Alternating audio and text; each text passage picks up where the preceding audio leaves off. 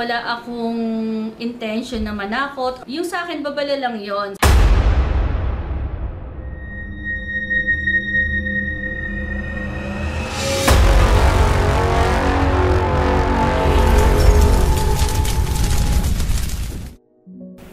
Hello po mga Kapi-TV, sa video na ito ay tatalakayin natin ang dalawang masasamang pangitain na ikakagulat o ikakasawi ng napakadaming buhay ayon sa mga visions na ipinakita kay Mamo.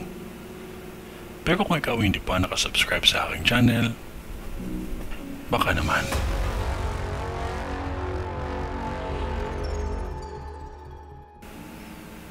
Nag-post sa kanyang social media account ang isang sikat na psychic na si Mamo tungkol sa mga pangitain na nakikita niya.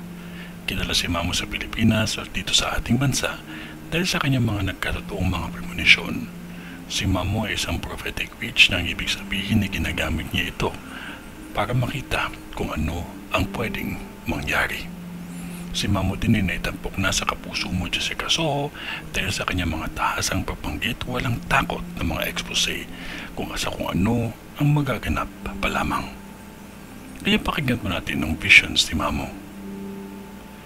USA, particular sa New York. Isang naglalagablab na apoy ang nakikita ko na pwedeng mangyari sa lugar ninyo. Kailan posible mangyari? August to September.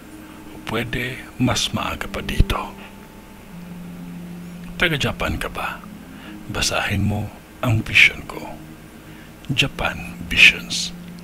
Halos pagsasakluban kayo ng kamalasan ngayong 2025 dahil bukod sa malakas na bagyo, pwede kayo dumanas ng isang malakas na lindol na manggagaling sa tubig na pwedeng lumika ng tsunami.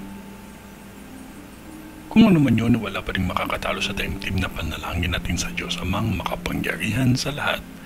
Kaya magtiwala lamang po tayo sa Kanya.